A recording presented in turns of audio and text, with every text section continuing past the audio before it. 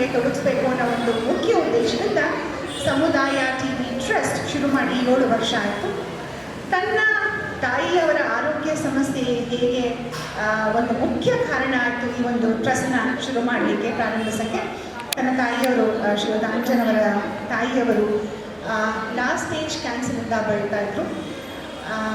ಆಸ್ಪತ್ರೆಗೆ ಕರೆದೊಯ್ದಾಗ ತಿಳಿತು ಲಾಸ್ಟ್ ಸ್ಟೇಜಲ್ಲಿದೆ, ಆರೋಗ್ಯ ನಮ್ಮ ಕೈಯಲ್ಲಿ. ಅದು ನಾವು ಬಹಳಷ್ಟು ಇಗ್ನೋರ್ ಮಾಡ್ತೀವಿ, ಕಡೆಗಣಿಸ್ಬಿಡ್ತೀವಿ. ಒಂದು ಸಣ್ಣ ಪುಟ್ಟ ಆದರೆ ಇದು ಮನೆ ಮದ್ದು ಅಂತ ಹೇಳಿ ನಾವು ಮನೇಲಿ ಏನಾದರೂ ಒಂದು ಮೆಡಿಸಿನ್ ತೊಗೋತೀವಿ, ಹೋಮ್ ರೆಮಿಡೀಸ್ ಟ್ರೈ ಮಾಡ್ತೀವಿ. ಆದರೆ ಅದು ಸ್ಕ್ಯಾನಿಂಗ್ ಮಾಡಬೇಕು ಅಥವಾ ಸ್ಕ್ರೀನಿಂಗ್ ಮಾಡಬೇಕು ಅನ್ನೋ ಒಂದು ಆಲೋಚನೆ ಸಹ ಬರ.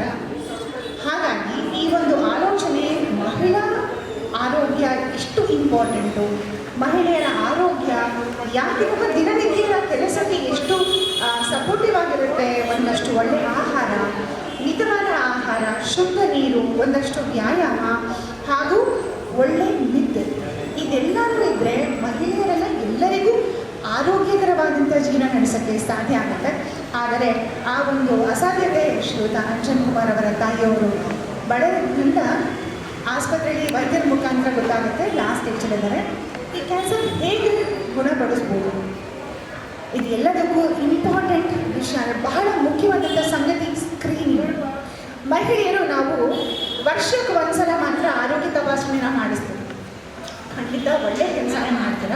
ಬಹಳಷ್ಟು ಜನ ಆರೋಗ್ಯ ತಪಾಸಣೆ ಮಾಡಿಸೋದಿಲ್ಲ. ಅಂದರೆ ಆ್ಯನ್ಯುವಲ್ ಬಾಡಿ ಮೆಡಿಕಲ್ ಚೆಕಪ್ ಇದು ಮಹಿಳೆಯರಿಗೆಲ್ಲ, ಪುರುಷರಿಗೂ ಮಕ್ಕಳಿಗೂ ಸಹ ಬಹಳ ಬಹಳ ಮುಖ್ಯವಾದಂಥ ವರ್ಷದ ಪೂರ್ವ ನಾವು ಎಷ್ಟೊಂದು ಓಡಾಡಿರ್ತೀವಿ, ಕೆಲಸ ಆಗೋಗಿದೆ. ಆದರೆ ಇದೆಲ್ಲವನ್ನು ಹೇಗೆ ಸರಿಪಡಿಸ್ಕೊಳ್ಳೋದು ಅಂದರೆ ಇನಿಷಿಯಲ್ ಸ್ಟೇಜಲ್ಲಿ ಹೇಗೆ ಪ್ರತಿ 6 ತಿಂಗಳಿಗೆ ಒಂದ್ಸಲ ಆರೋಗ್ಯ ತಪಾಸಣೆ ಮಾಡಿಸೋದು ಬಹಳ ಬಹಳ ಮುಖ್ಯ ಆಗುತ್ತೆ.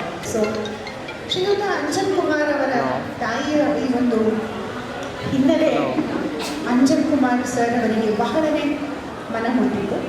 ಆ ಮನ ಮುಟ್ಟಿದ ಕಾರಣ ನನ್ನ ಕೈಯಿಂದ ಸಮಾಜಕ್ಕೆ, ಮಹಿಳೆಯರಿಗೆ ಏನಾದರೂ ಒಂದು ಒಳ್ಳೆಯದಾಗಬೇಕು, ಏನು ಮಾಡುವುದು ಅಂತ ಯೋಚನೆ ಮಾಡಿದಾಗ ಈ ಒಂದು ಸಮುದಾಯ ಟ್ರಸ್ಟ್ ಶುರುವಾಯಿತು, ಪ್ರಾರಂಭ ಆಯಿತು. ಇದರೊಟ್ಟಿಗೆ ಇವರೊಂದಿಗೆ CEL ಪಾರ್ವತಿಯವರು ಸಹ ಜವಾಬ್ದಾರಿಯನ್ನು ತಗೊಂಡು ಇಂದಿನ ಮೆಗಾ ಹೆಲ್ತ್ ಕ್ಯಾಂಪ್ ಆಯೋಜಿಸಿದ್ದಾರೆ. ಬರಲಿ ಇವರಿಗೆ ಜೋರಾದ ಚಪ್ಪಾಳೆ.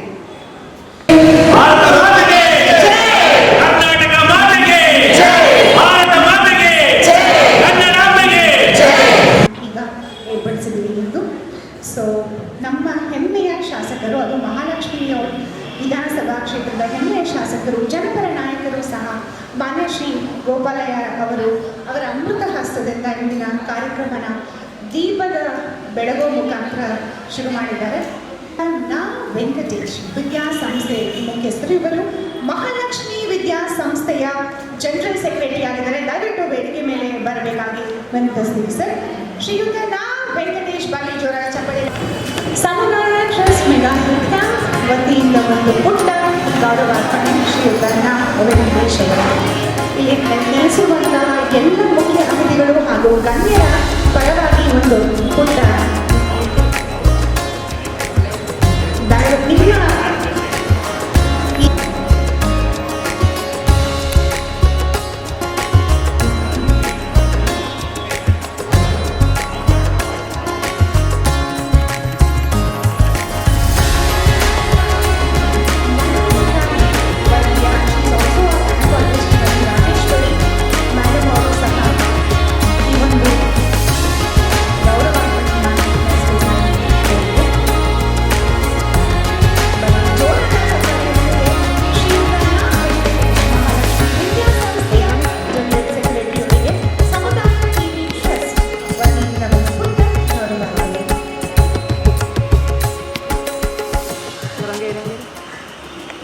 ಎಲ್ಲೇ ಮರೆಯ ತಾಯಿಗಳಂತೆ ತಮ್ಮ ಜೀವನವನ್ನು ಮುಡುಪಾಗಿಟ್ಟು ಬೇರೆಯವರ ಆರೋಗ್ಯ ರಕ್ಷಣೆ, ವಿದ್ಯಾ ದಾನ ಹಾಗೂ ಸಮಾಜಮುಖಿಯಾದಂತಹ ಕನ್ನಡ ಸೇವೆಗಳು, ಸಮಾಜವನ್ನು ಕಟ್ಟುವಂಥ ಕೆಲಸಗಳು ಮಾಡ್ಕೊಂಡು ಬರ್ತಾ ಇದ್ದಾರಲ್ಲ, ಇಂತಹ ಮಹನೀಯರಿಗೆ ನಮ್ಮ ಎಲ್ಲ ಏನು ಸಹೃದಯರಿದ್ದೀವಿ ನಾವು, ನಮ್ಮ ಸಮುದಾಯ ಟಿವಿ ಟ್ರಸ್ಟ್ ಮತ್ತು ನಮ್ಮ ಅಖಿಲ ಕರ್ನಾಟಕ ಬ್ಯೂಟಿಷಿಯನ್ ಮಹಿಳಾ ಒಕ್ಕೂಟದ ವತಿಯಿಂದ ಅವರಿಗೆ ಮತ್ತೊಮ್ಮೆ ಹೃದಯ ತುಂಬಿದ ಅಭಿನಂದನೆ ಸಲ್ಲಿಸ್ತಾ ಇದ್ದೀವಿ. ಜೋರಾದ ಚಪ್ಪಾಳೆ ತಟ್ಟೋದ್ರ ಮುಖಾಂತರ ಇಂಥ ಮಹನೀಯರು ಗೌರವಿಸೋಣ.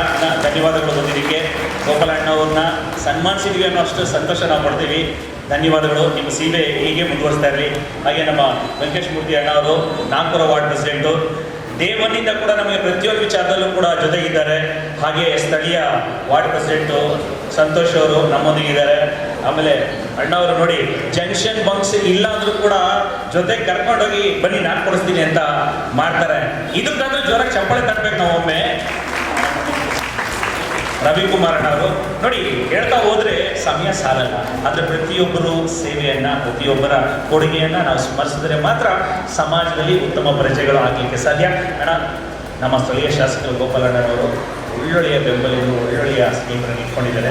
ಹಾಗಾಗಿ ನಮ್ಮ ಸಮುದಾಯ ಟಿವಿ ಟ್ರಸ್ಟ್ ಮತ್ತು ನಮ್ಮ ಬ್ಯೂಟಿಷಿಯನ್ ಮಾಡಿರೋ ಒಕ್ಕೂಟದ ವತಿಯಿಂದ ಮತ್ತೊಮ್ಮೆ ಶಾಸಕರಿಗೆ ಧನ್ಯವಾದಗಳು ಅರ್ಪಿಸ್ತಾ ಇದ್ವಿ. ತಮಗೂ ಕೂಡ ಗೌರವ ಸಲ್ಲಿಸ್ತೀವಿ. ಬರ್ತಾರ? ಧನ್ಯವಾದಗಳು. ನೋಡಿ ಸಂತೋಷ, MLA ಸಾಹೇಬರು ಭಾಳ ಬಿಸಿ ಇದ್ರು ಕೂಡ ನಮ್ಮ ಕ್ಯಾಂಪ್ನ ಒಂದು ಆಶೀರ್ವಾದ ಮಾಡಲಿಕ್ಕೆ ಬರ್ತಿದ್ದಾರೆ. ಮತ್ತೊಮ್ಮೆ ಅವ್ರು ಕೇಳಿಸೋ ಥರ ಒಂದ್ಸಲ ಜೋರು ಚಪ್ಪಾಳೆ ತಕ್ಕೊಳ್ಳಿ. Thank you.